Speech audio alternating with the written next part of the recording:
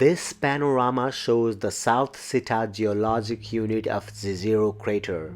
At the time the panorama was taken, Perseverance rover was traveling south on the outside of the Sita geologic unit. In the view we can see several prominent geologic features at this site. At the top left and running about a third of the way to the center of the scene is a portion of the delta front, a river delta that billions of years ago fed a lake at Jezero crater. Below and to the right of that is a ridge. Farther to the right at the top of the scene is the distant peak called Santa Cruz. Santa Cruz is geologically interesting since it has mineral signatures seen both from orbit and by the rover consistent with alteration minerals, primarily clays. Near the top at the far right is a portion of the route Perseverance took to get to this location.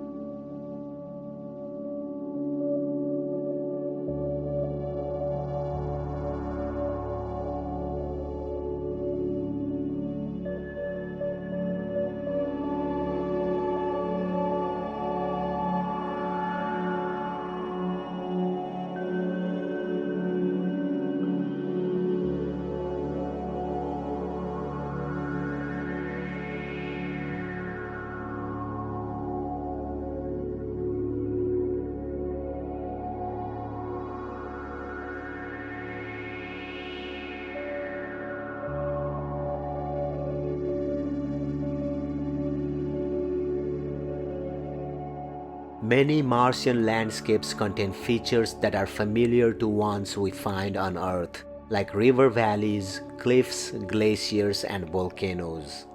However, Mars has an exotic side too, with landscapes that are alien to Earthlings. This view shows one of these exotic locales at the South Pole. The polar cap is made from carbon dioxide or dry ice, which does not occur naturally on Earth. The circular pits here are holes in this dry ice layer that expand by a few meters each Martian year. New dry ice is constantly being added to this landscape by freezing directly out of the carbon dioxide atmosphere or falling as snow. Freezing out the atmosphere like this limits how cold the surface can get to the frost point at -130 degrees Celsius. Nowhere on Mars can ever get any colder than this, making this the coolest landscape on Earth and Mars combined.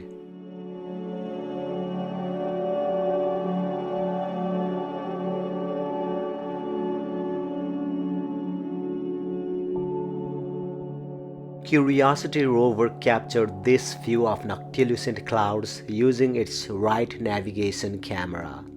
The image was taken about a third of the way through autumn on Mars, a time when clouds start appearing around sunset on the red planet. These are night-illuminated or noctilucent clouds. Even though the sun has set in Gale crater, the clouds are high enough in the atmosphere that the sun still shines on them, making them seem to almost glow in the sky.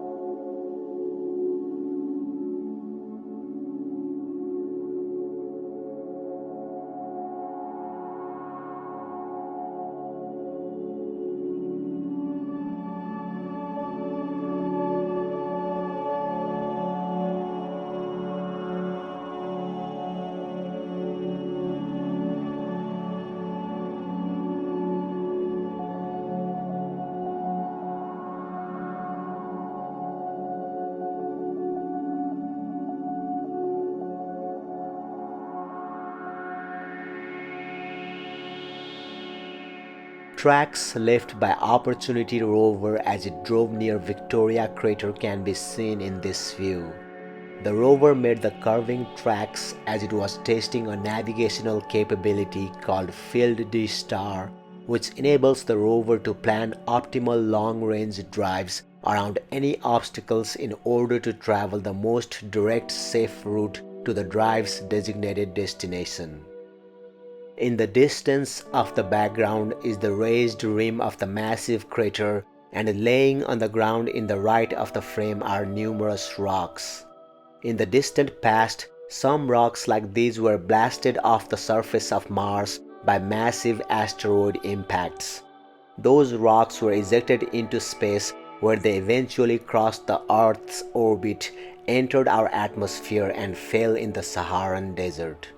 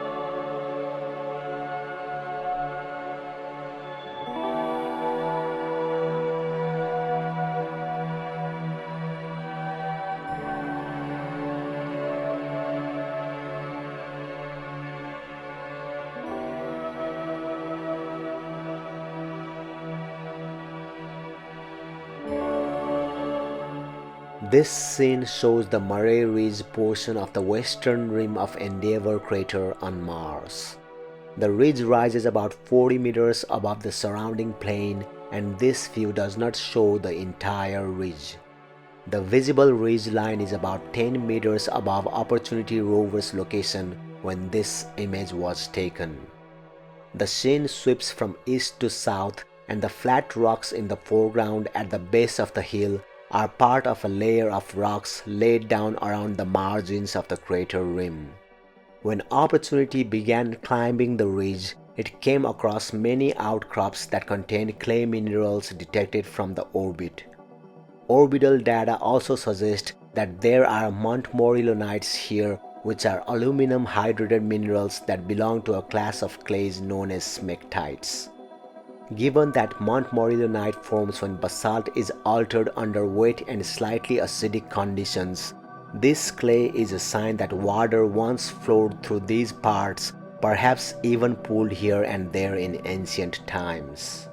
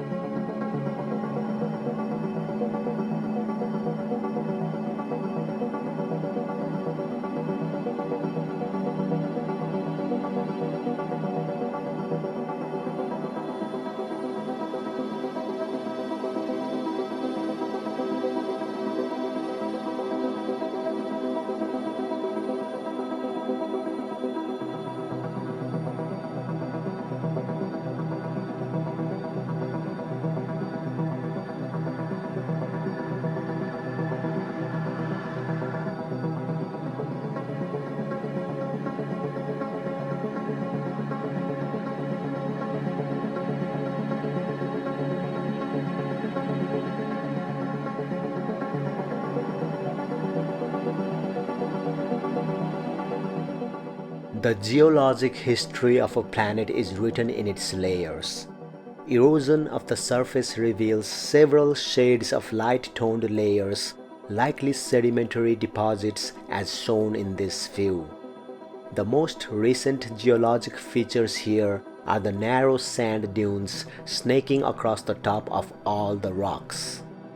This image was taken by the high-rise camera on the Mars Reconnaissance Orbiter, which operates in visible wavelengths the same as human eyes but with a telescopic lens that produces images at resolutions never before seen in planetary exploration missions.